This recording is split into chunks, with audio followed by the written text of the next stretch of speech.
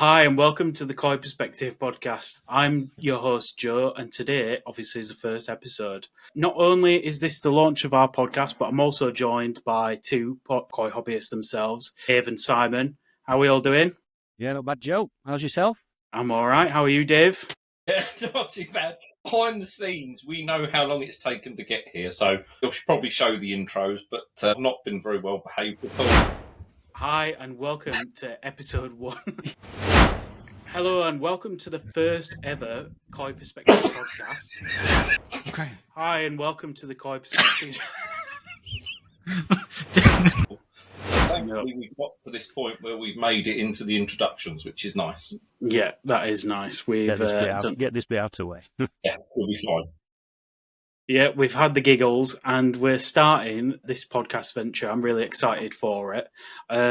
I've personally enjoyed doing this magazine every single month for the Koi Perspective, and I wanted to try and bring a way of getting content out weekly to people as well, so that I can just necessarily bring some... There's just too many conversations to have in this hobby and not enough time to do it in a monthly magazine.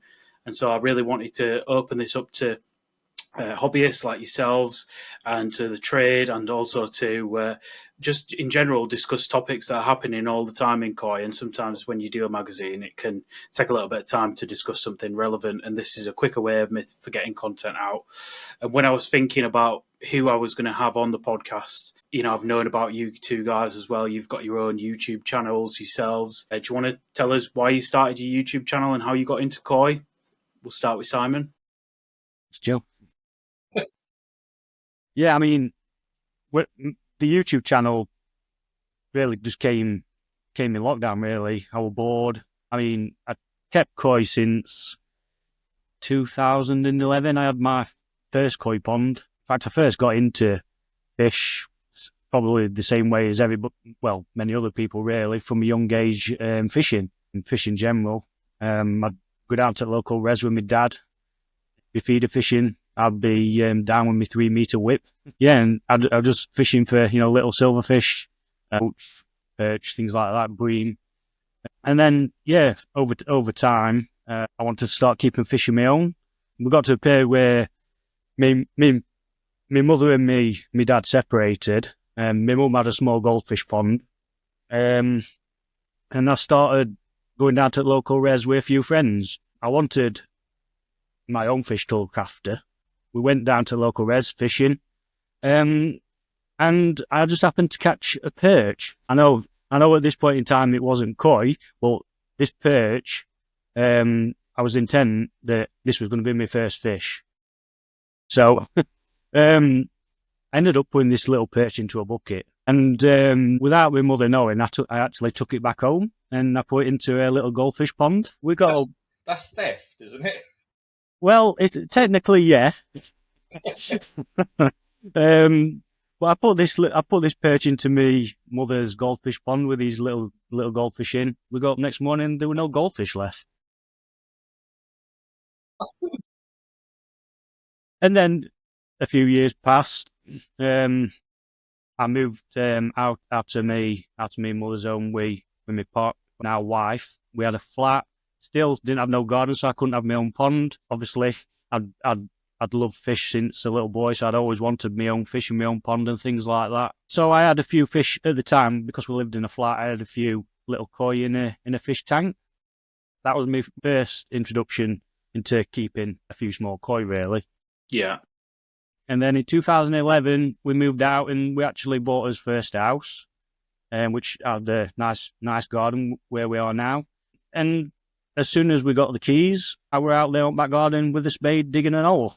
And yeah, that was my first. That was where my first pond came from. We were only a 5,000 litre pond with a few little koi in it. But that was my first introduction into keeping koi, and since then it's just evolved from there, really. Yeah. What about yourself, Dave? How did you get into it? I don't keep koi, Joe. I keep water. I don't know if anyone's given you that before. No, joking aside, so Cliche. my earliest memories of a koi pond is to come from my mum and dad. So growing up, Dad always had this small pond down the end of the garden, And I remember I got Mhm. to about 9 or 10 years old, and Dad decided he wanted to build this pond closer to the house. So anyway, helped Dad. We built it together, a PDM liner. It was all really nice. And I just remember we finished the pond, and before we put the fish in it, we were just letting obviously the water set on that. And I decided to have a rubber ring and sit and float in it when I'd finished football one day. And that was over the summer. We let it sit, hadn't had a chance to move stuff across. Anyway, as the winter come, it froze over. So as, you know, typical dipstick child does, I went down with a road pin and started banging the ice. But when we went out to the pond the next day, all the water was gone. I Oh, got straight through the ice into the boat. And honestly, if my dad listens to this podcast, I've never told him before. This is the first time. All he thinks is that there was a mysterious leak that was probably caused by the ice. and honestly, that memory has always stuck with me. And we moved into my last house. We didn't have a pond. I didn't have time. This house, we did the typical. We rushed into it, and we went to. I remember going to World of Water, and we bought one of them Lotus. No, it wasn't the Lotus of the expensive green ones. This is the black ones, the cheapo ones, and it was 550 litres. I think I sent you a picture of it, and that became our first pond. And like every newbie, I went back to World of Water, and this 550 litre tank, before you know it, had about 30 koi in it. Some ghost, some proper koi carp. That then, I thought, I've got to build something a bit bigger. So I built Sleeper Pond. That was 5,000 litres, so similar to Si, funny enough. 5,000 litres that had an Oise box filter that was a nightmare. I used to have to clean it all the time. I hit a really bad bacterial infection. Not me personally, the fish. It got to the point I pretty much lost every fish. And at that point, I thought, I'm either going to give this hobby up or I'm going to start again and do it properly. So COVID hit, everything went up in price. I was bored, and I decided to build another pond. So just under 15,000 litres. And the whole YouTube thing, the Eden Koi Pond, literally stemmed. It wasn't even called Eden Koi Pond at the start. It stemmed from just, we wanted to record our progress building the pond so we could watch it back at the end. And then because the videos were on public, not on private, all of a sudden people started viewing the channel. And the next thing I know, we had 100 subscribers, and then it went up to 500. And then ever since then, I've just felt like I've got to carry it on, not just for my kids, but for people that actually take the time, who I'm, really grateful for watching. So yeah, that's where it came from. Nice. And for you guys, was there a specific moment where you thought, I'm going to take this hobby to the next level? I mean, you've just mentioned, Dave, about the bacterial stuff, and I guess there were a lot of learning from that. But for you, Si, were there a point where you went, probably need to redo this again? And obviously now people can go and watch your channel about your drum installation and stuff that you've done and your koi pond build. But what was it that kind of tipped you over the edge in terms of saying, let's do this on a more professional? I don't know really. I mean, when I first put the spade into the ground to build my first pond, I wasn't really looking too much into it. I just wanted a pond. I just wanted to keep fish. I weren't too bothered about any technical aspects to it like that. I just wanted some fish that I could look at and feed. And then obviously, I suppose like many people, when you first get into the hobby, you don't really tend to do much research. So obviously, like many new keepers, you lose fish, and then you start thinking, well, why am I losing fish? What's happening? And then you start looking, trying to learn as much as you can to try and find out what's happening. And then obviously, the more you start looking into things, the more you realise that actually the koi hobby is, quite expansive. There's a lot to it when you start looking into it. Now, I mean, back then, when I first started, there wasn't as much information about as there is now. Yeah. So you really had to try and, look about for it. A lot of information's tended to be on forums and things like that. They weren't social media as such. Social media were about, but it weren't as prevalent as it is now. A lot of the information tended to be on koi forums and things like that. So I suppose it was, as I started learning more about koi themselves, I decided, well, actually, I want to try and take it a little bit more seriously and take it to that next step. And for yourself, Dave, what was kind of your point where you thought, let's start a YouTube channel and, coming off the bacterial infection, or was it something else? 100% off that bacterial infection. But like Si says, there wasn't so much, it was mostly forums then, and trying to find stuff in forums was so much harder. But along with YouTube and social media, or more social media, in terms of koi keeping, pond keeping, what became a whole new challenge was what was right and what was wrong information. So everybody, and it's something it's probably worth mentioning now, in the group we call science. Yeah, don't No, and do you know what? Simon is a researcher. Well, let me just get this bit out of the way first before you carry on. I'm a very, very curious person.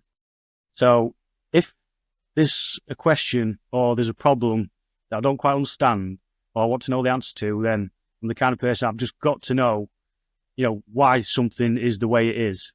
Yeah. And that's just me. I'm just a very, very curious person. If I don't know the answer to something, I'll do me damnedest to try and find the answers to, what's going on. I think, like good cop, bad cop, Simon is the sort of person that likes to, wants to go away. And I'm quite frankly a bit lazy. So the fact that Simon does that is really helpful to me. I know it sounds silly and probably really lazy, but we all we got the little WhatsApp group that we have, and everybody brings a little something. So when quite often I'll look on YouTube, I'll look on social media, and actually what I find myself doing is going back to the WhatsApp group with Simon, because I know that he will fully research the subject.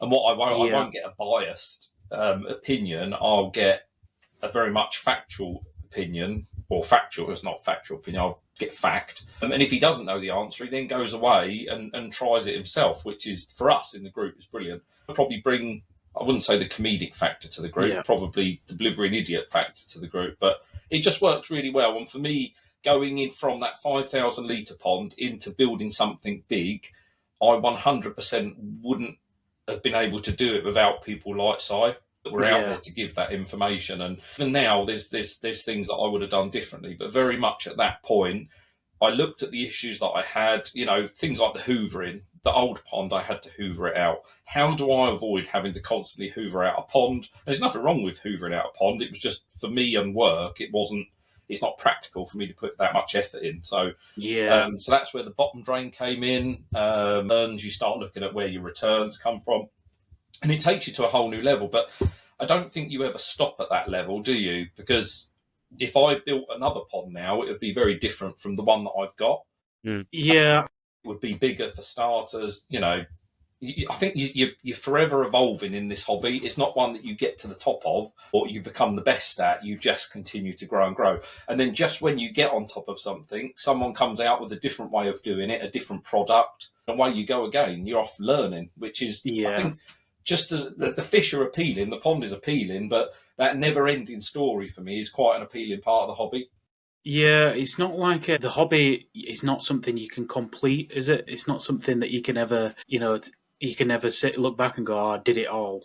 Because it's constantly evolving as well. And I think there's a lot of things that can be said about social media in terms of koi, and obviously YouTube being a big part of that, is that there's so much good information out there for people to consume on channels like your guys, where you're actually giving like truthful experience and actual factual, this is what's happened in my koi pond. Whereas, like you've said, reading it in books is something that I think is kind of changing slightly. I mean, the old books on how best to keep koi, there's nothing really published like that new nowadays, unless it's in a magazine. But these kind of things are not as they used to be, where you'd go and get a koi health book and it'd be have it been written by a doctor. There's just less of those type of things about now, whereas I think people lean on YouTube and speaking to koi dealers and things like that. But I really hope that this podcast, when there's 52 podcasts released once a week, that people can kind of look back and go, I'll tune into the podcast where they were talking about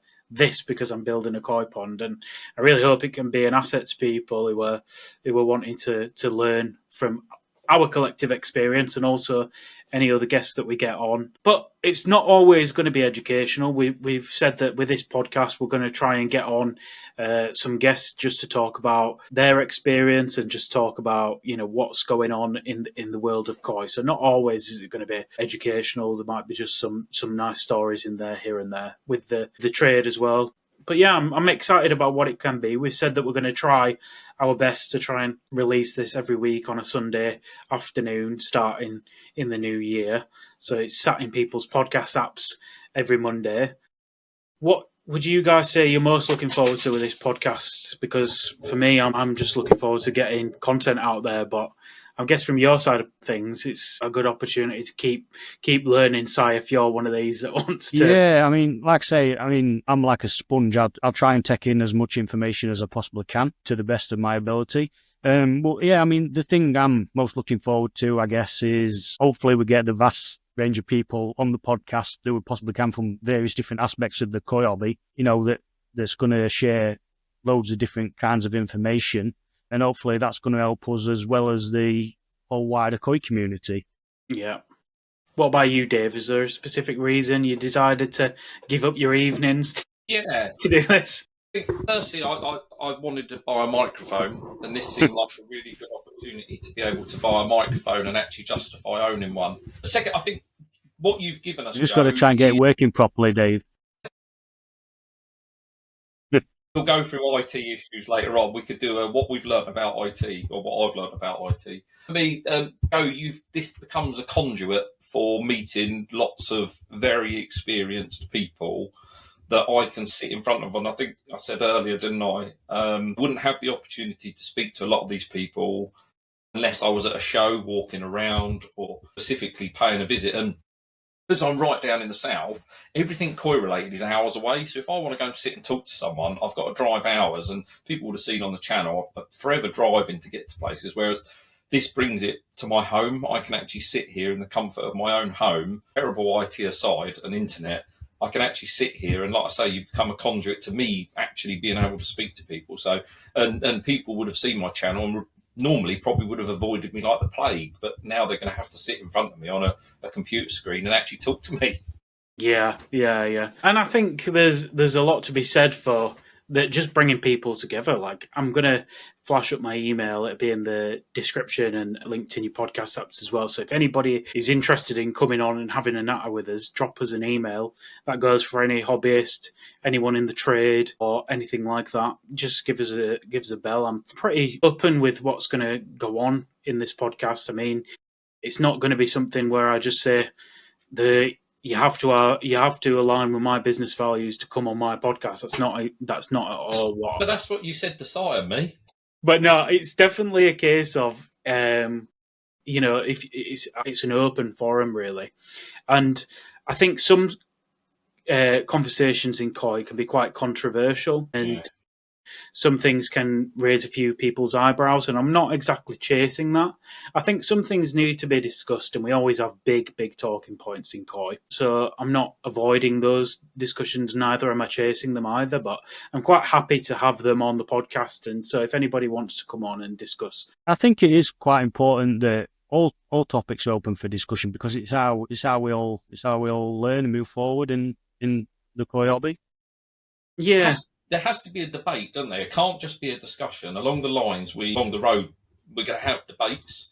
And I think that's probably where Si, myself and you, we're three very different people and we'll have three different beliefs. And we would never fall out. And like Si, we've chatted for donkeys, now about different things and things we agree on, things we don't. But that debate becomes healthy. And I think in the koi industry or the koi hobby, you've got to be, like Si said earlier, you've got to be a sponge and willing to take different things on, because sometimes you can do stuff thinking that it's the right thing, but actually it's not.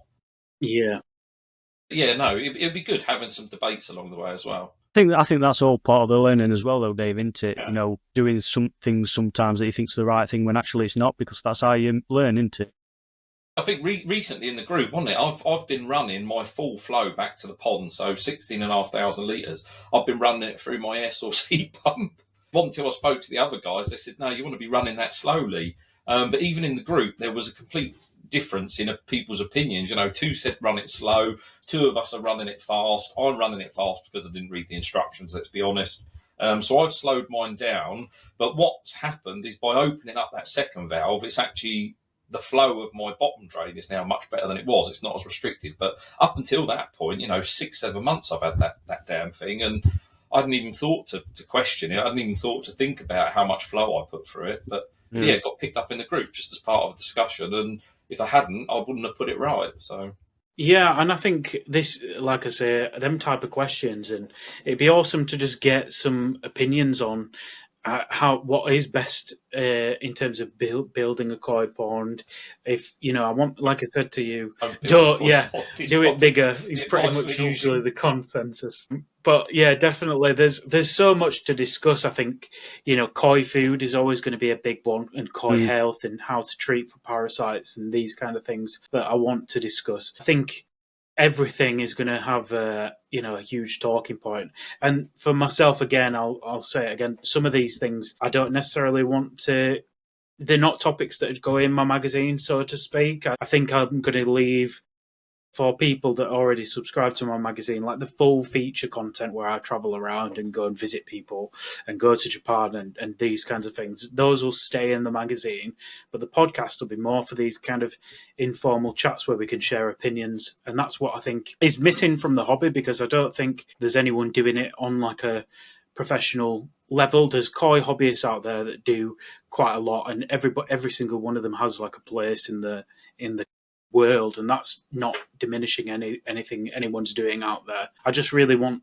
to have a platform that's open to everything, and I think you guys will be perfect for helping keep it balanced, because sometimes we need different opinions, to ask the right questions from these people in the trade and the hobbyists at the high level, to get those little snippets of information. All the stupid questions. Well, I wouldn't say it myself, but no, to be fair, sometimes when you've been around koi for a long time, you forget the questions that need to be answered for people who are newer to the hobby. And I think you guys, you're not novices. You say that you're stupid and novices. That's not at all what you are. I think there's a consensus out there that everybody is at high level in the hobby, whereas I think 70 to 80% of people probably don't even own microscopes. And so we've got to remember that as well, and really try and take people along for the journey of learning with this podcast as well. That's what I really hope it can be. I think it's important to remember, you say we're not novices, but I think it's also important to remember that there are levels to the koi hobby. Yeah. That's not just the people, is it? That's we said microscopes there, but my first microscope was 25 quid off Amazon. And for the first year or two, it did me absolutely fine. And I remember going out and buying a Bresser and spending all that money. And the only thing that I actually gained was the ability to move the slide around with the cutler knobs rather than moving it by hand. And I remember thinking to myself, I've just done 150 quid and I've not really achieved much other than the fact that I can now say I've got a Bresser microscope and fit in with the koi crowd. And secondly, I could move a slide around without moving my fingers, when actually my cheap Amazon one, there was nothing wrong with it. Yeah. That were a big game changer for me. My first microscope, it didn't have a movable bed on it or anything like that. It was just a cheap celestial microscope. But then as soon as I purchased this one I've got now, I think what it's called now, with the movable bed, it were a massive game changer for me. Well, it's interesting as well, is in some upcoming content, I've actually gone full circle with it now and gone to Japan and spoken to some people in Japan. And really, to throw a spanner in the works, I mentioned to them about the whole microscope culture in this country, and they absolutely thought we were balmy using microscopes. So I really think we can take all these little snippets from different hobbyists in the trade. And that's what koi keeping is about, isn't it? It's about getting everybody's opinion and like merging it into your own and using different practices you learn from different people to like create your own koi keeping.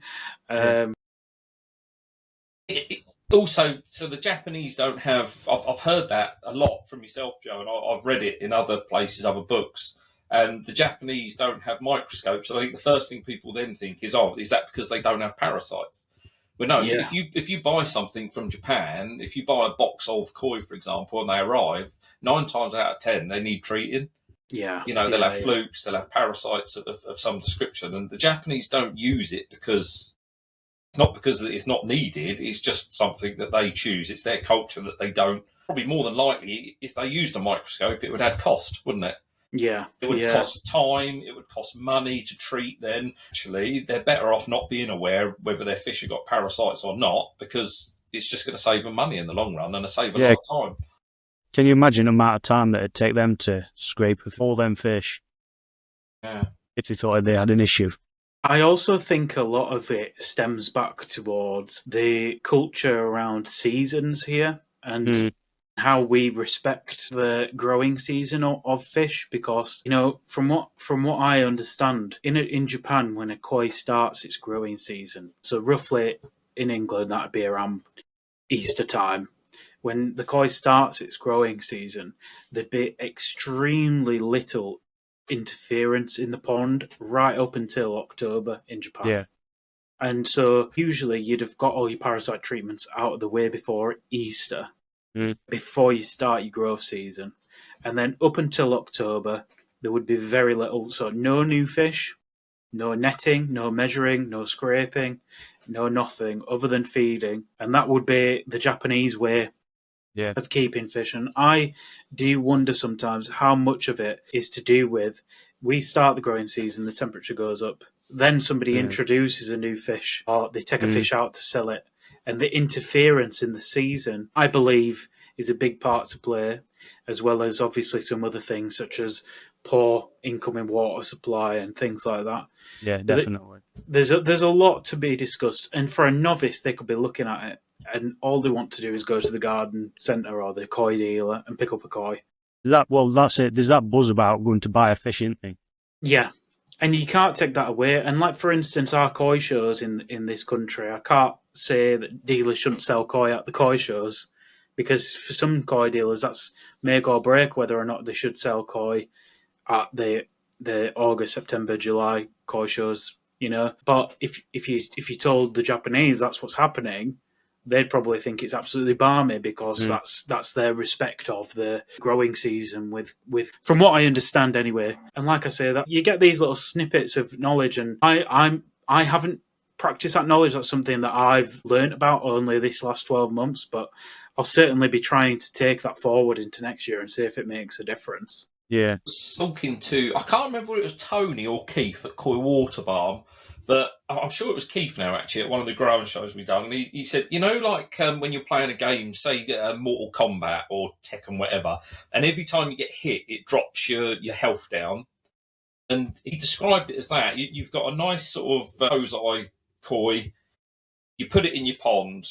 If you get it out to scrape it, you've knocked the lifespan down. But he used to talk about it rather than life or health. He would talk about growing potential. So he always said to me, you take it out to scrape it, that's taking it out of the pond, that's disturbing it. You're bringing that down. Every time you do that, you bring the chances of that koi growing to its full potential. Is that because you're sort of interrupting its feeding pattern? Yeah. You change the temperature. You go from 12 degrees up to 18, and then you go from 18 back down to 12. Again, you're interrupting its growth potential. And that's one of the things I learned in the hobby, because I was a terrible, I'll get them out and check them, or I'll bowl them up and have a look at them. And this year's been the first year where I've just left everything alone, albeit heated all year. So I'm a bit naughty because I don't really respect the winter season that they probably should have. But I have just left them alone, and it has been, without a doubt, the best year I've had. Yeah, well, I noticed that myself. I've been one in past for netting my fish up quite regular. And like you say, it does interrupt the feeding patterns and the behaviour when they're feeding, because you notice that the more you net them when they're coming up to feed, they act more skittish. Whereas if you just leave them alone for a period of time, you notice they feed much more gracefully and they'll happily feed. Yeah, there's a lot to be said about analysing the feeding behaviours as a general understanding of and I know that sounds so daft, but if all your koi are hand feeding calmly, there's probably nothing wrong with them at all. Right? No. And they're probably dealing with things really well. If you go over to your pond and they're darting around like crazy, it's possibly because they're under some form of stress, and that could be to do with water or feeding. And these kind of things, I wish that somebody kind of told me, rather than, I kind of feel like the blanket advice you get when you say something not right with my fish, it's kind of run to your net and you to do a scrape. And some things I just kind of think you need to take a step back. I've just recorded the feature with Frank from Aqua to Utopia on the detox, and I do think some of that sometimes it's about resetting your water before anything, because netting is such a stress event. I mean, how many times have you tried to net a koi and it's jumped? Like, it's so stressful for them that they'd prefer to jump. And, that it's a huge stress event. And even if they haven't got parasites, even just that stress event could cause them to break out in parasites. And I think it could be like this round circle issue that people are having rather than persistent parasites, because we are in unprecedented times about people doing double doses, triple doses, double doses 2 days in a row. And, it won't be long until the parasites are getting immune to these treatments because we are doing these things. If we can pass on some advice, that's what the podcast is for, isn't it? But you two guys have been doing YouTube for at least a while now. What kind of state do you think the hobby is in terms of information? Because there is information out there, but it is quite dependent on who you get it from, isn't it? Yeah. I mean, I suppose on the whole, I don't think it's in too bad of a state, really. But I think, like I mentioned earlier, when I first came into it, information was much more difficult to come by. You had to really find the right places to get your information from. Obviously, like I've already said, now there's social media, there's various different platforms, and the information's much more easily accessible. But I think also the challenging thing now is there's a lot of information out there that you've got to have this, you've got to have that, and I think new people coming into the hobby, it confuses them sometimes, so I think that's one thing. And then there's also the other things that, obviously the cost of living, things are getting more expensive, electricity is getting more expensive, and I think that's another part of it. You see people closing the ponds down, and it's such a shame, really. Do you think people are closing the ponds down rather than making these sacrifices on some big things, such as, expensive koi food or reducing pumps or? Yeah, there is cheaper ways to do it, isn't there? You just got to know what your own financial situation's like, and then you've just got to adjust to it the best you possibly can, I think. Mm-hmm. Yeah. What about? You cut your cloth accordingly, don't you? That's the thing. I mean, I would have loved to have built a 25,000 litre pond in my garden, but when I thought about treating it, running it, heating it, just at this point in my life, it's not possible. As much as I would love to do it, I think there have been people out there who have gone and built massive ponds only for their fish to suffer later on because they haven't got the money to run it perhaps as well as it could be. But I think the other thing with YouTube as well, YouTube is a platform for not egos, but personalities. I think depending on who you listen to and how strong that can be put across, you could have someone who's a good example. Someone like Righty, very placid, very quiet, someone I could watch all day long and listen to the information. And it's usually because, again, he's similar to Si. He will go out and research stuff, and he's a Bible koi keeping in some respects, certainly, as he makes all his own filtration and things like that. But where he's quite placid, actually, probably someone, I'm not going to mention anyone else at the other end of the spectrum because that would get me into trouble, but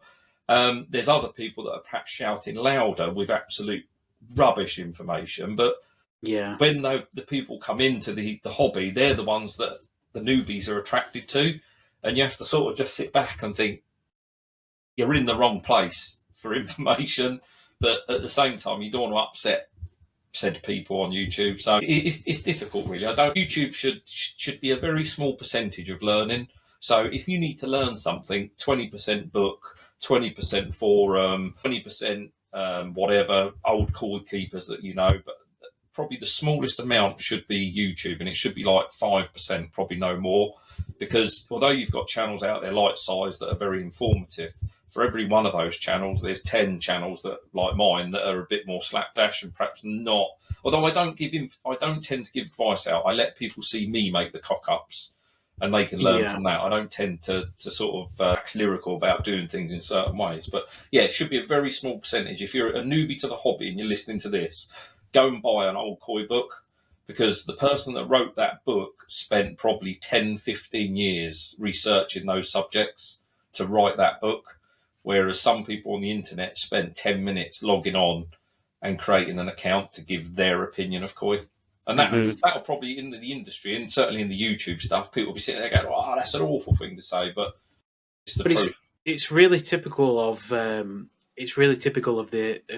social media concept, in terms of, like, when I did the feature with Andy Finch, everyone said, "Oh, I'm going reverse osmosis." They jump to the conclusion that you don't need it, but they don't quite understand the length of things and the testing that has gone into trying absolutely everything else before that was like the last resort. And so everybody's experience is different, and I'm one of these people I'm quite easy going in that regard, in terms of, if somebody has something particular about their water, which means they're running ozone, for example, is another really polarizing thing. Some people just enjoy the fiddling as well, and sometimes that cannot be. That doesn't mean you should give the advice that ozone is the best or RO, reverse osmosis, is the best, just because you enjoy fiddling. But in my case, I wanted to get it out, because for a lot of people it'd be a case of, I don't know where I turn because my source water is so bad. Reverse osmosis was the only option. That's why I released that video. Whereas I think some people think I just did it because I enjoy tinkering, or because I'm chasing a low KH, or I'm chasing low TDS, for example. But it's none of that whatsoever. Well, your fish in your water was in a really bad state, weren't they? Really terrible. Like, I thought they were. Backside. No, they were. No, they were though. They were awful. You can see it in one of the videos. They were. It was so bizarre, because I've never been able to understand why I've had so many problems, and I think a lot of it comes down to just some components in the water. And since I've had the reverse osmosis, it's just the change in bit. You know, we say about the change in behaviour about hand feeding. Since I've gone on to reverse osmosis, they're all hand feeding now. And I've never been particularly able to get them to that point. And they're still recovering now, I think. And I don't even know if I've reduced the lifespan of my koi. Joe, do you think that's possibly down to them being stressed because of the water that there was in? Yeah, I think definitely beforehand, there's just been this constant stress. I think I said in that video, if I bought a fish, out of 10 fish I'd buy, 5 of them would jump out within a week. So I'd get them from my koi dealer, or, roughly half of them I'd find them on the patio. Oh, that's because for the hobby, that's heartbreaking, isn't it? That is make or break. That is, I'm chucking this in for a new person, for a newbie to the hobby. This is too much for me. And yeah, I'd really thought about it, and I'm really thankful that I've got a friend called Malk, who helped me build the pond, and he actually does the water at the Great British Koi Show. He's really, really knowledgeable bloke. He got a dealership? Has he got his own shop? No, he's not. He's not a dealer. He's just a hobbyist. But I think I must have sent him over 1,500 photos, another 500 videos, something like that, of my time in koi, and he's just helped me through. I mean, I've never given him out for it, other than pain. But that's a perfect example. Is that I was so close to closing it down, but because I had that kind of like support network with that friend, I know it sounds silly, but koi's kind of kept me going over the last 5 years. And if I'd have lost it, I'd have really struggled. Yeah, not just, it's the investment that you put into it to get into the hobby in the first place. But in our little WhatsApp group, we got Phil from Telford Koi Pond, who I'm probably will join us at some point, I'm sure. That's the official invite, Mister. Let's get you on here. And Phil's a great guy, and he's had to go down the RO route. I mean, he had at one point, didn't he? Had that Goshki that lost all its colour, wasn't it, Si? It did, yeah. Completely lost its colour. Literally turned in. Did it turn white or silver? But it lost all. Yeah, it lost its Benny, yeah. And when he got in talking to Andy, and I remember him coming into the group and saying, "Oh, I'm going to spend £1,000 or whatever on RO," and I remember thinking to myself, "You flash bugger, you don't need that." And then it was only then I went and started reading up on RO and reading some of the articles from Andy, and I spoke to him at a show as well. And I was like, actually, this is pretty important, because down in the south, I don't have so much of a problem in terms of PDS, isn't it? Yeah. Dissolved solids. I don't have so much of an issue down here in the south for some reason, whether that's because where your water source comes from. Wales and that, they have a lot of peat in their water, don't they? Which has a big effect down here. But yeah, just getting to read up. But funny we talk about old Finchy. So I used a chlorinator. I can't remember which one. I think it was the Kasuri one that I've always used, but I've always got a bit of flashing still. And straight away, I'll test the water, I'll scrape, and it kept happening. And I looked at my water sample on the internet, couldn't really make head nor tail of it, didn't mean anything to me. And I spoke to Andy, and I got a video coming out in a couple of weeks' time, I think it is. So I ended up buying a big blue with some bone char, and based on what Andy told me about what's in my water, in particular metals, and it's been night and day. And moving from a dechlorinator, which I thought was taking the chlorine out, which it is, but not taking a lot else out, just topping up slowly through the big blue has been huge. But Andy was so forthcoming with that information. He pointed me in other directions. I didn't have to buy from him. He was just very kind to give me all the information. So, shout out to Andy, that one. Thank you. And he's another one that's agreed to come on. So that's he's agreed to come on. So bloody rubbish it was. Yeah, and his wealth of knowledge when it comes to anything water, isn't it? Yeah, I think there's so many questions that we can ask, and some of the stories about how he got into it, and some of the horror stories of some of the experiences that he's had over the years are quite interesting. So we'll leave it for him to divulge on those. But there's a lot, and I think that just goes to show we've all here had different experiences of all three of us of different water problems, and so we should document in this podcast, and that's just one experience, isn't it? We could all get into different things, koi food, koi shows, all that kind of thing. So, but yeah, if you guys were to say that your hobby, is there anything you think you've got planned over the next year or so that people can follow along with on your channels? Well, I've just started. Well, I say just started. Just stopped more than anything. I'm building a grow-on facility. Well, grow-on/quarantine area. Mm-hmm. It's come to a bit of a halt at the minute. I'll pick that up in New Year, probably springtime, something like that. But yeah, I'm looking forward to getting stuck into that. Get some tosai growing in there, and I'm hoping to, buy quite a few tosai. More than likely go Sankey, because that's my thing. And yeah, and try and learn as much as I can from them. See how they develop from tosai into nisai.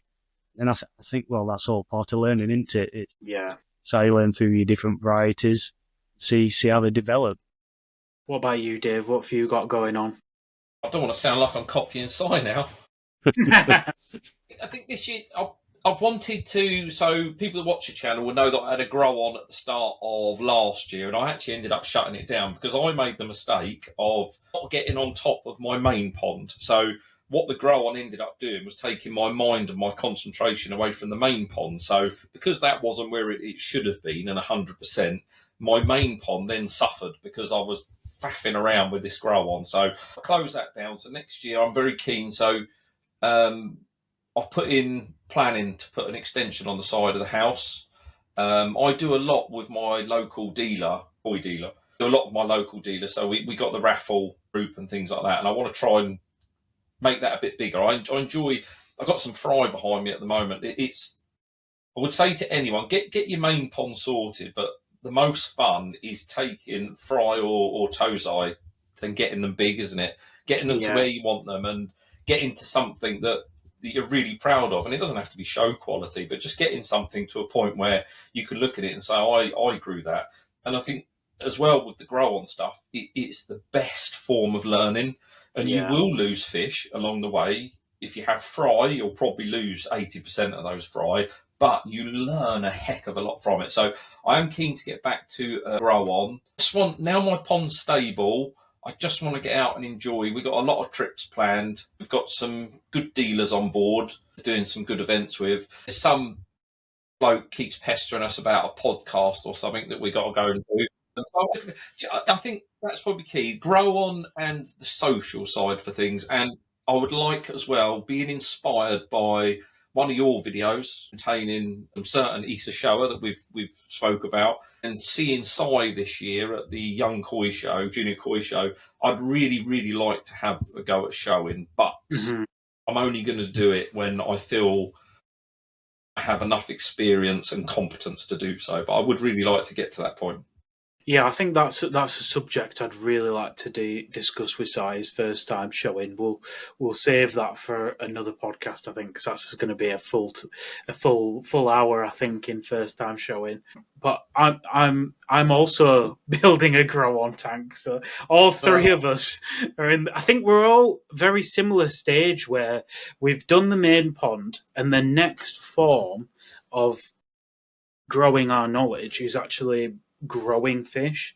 And in your main pond, it's much more of like a passive thing. You've kind of learnt your main pond. The next step and the next iteration of that is to have a tank and to like experiment with bloodlines. Like one of my things that I'm really excited about is once I get this tank, I want to almost compare some of the New Forest Koi Shiros, which when I went there, I was like pretty blown away with some of the stuff they had there, versus some Japanese jumbo Benigoi bloodline. So I really want to do like a battle, English versus Japanese, and that to me is going to be the fun part of next year. But this tank build seems to have gone on forever, so I need to pull my finger out and get started with it. So yeah, we're all kind of at the same stage, but I think people will agree that I think we'll hopefully make a good trio of hosts going forward. It's tough anyway, isn't it? Because the trio's been made now, so yeah, true. But no, I'm excited, and I'm really hoping that the trade will get behind it and come on board, because I think some brand. I mean, even with my magazine, like a lot of brands have come forward to be involved and to be on camera, and it can be quite a daunting thing to like come on and do this kind of thing. But you know, we're not here to be critical of any brand and to absolutely slaughter people if they come on. That's not what this is about. We want to just ask questions about what it is they've got going on in the industry. And I think the companies that can be seen as being forward facing and bringing content, I really think those are the brands that people get behind. So it's kind of an open door to people to come on and have a chat with us, because I'm excited about what this could be for people. So yeah, no, I'm excited, and thank you both for, like I say, you both got families, same as me, so we're dedicating time to do this, and we're not really getting much back from it other than putting content out and a little bit of exposure, so I appreciate it, and I'm excited for where it goes. Yeah, me too. I'll just take this opportunity to say that I put my top on the wrong coat hanger. That's why it looks like I've got pads. I just looked on the camera now, and it looks like I've got some sort of Formula One racing suit on, which... Well, people thought he must be like some form of rugby player or something. But no, I'm excited. We'll leave it there for episode 1. If you guys like this, you can, if you're watching on YouTube, if you're listening on Spotify or Amazon Music, you can get this pretty much in any podcast app, so you can listen to it in the car, you can watch it on your TV or your phone. I also do like a monthly free Koi magazine with feature videos and all kinds of things, Koi for sale, articles in there as well. So make sure you subscribe to that, and then go follow Si Up North Koi Pond on YouTube and David Eden Koi on YouTube as well. We'd really appreciate you guys supporting these guys for putting in the time. And we'll catch you next week. Cheers, guys. Cheers.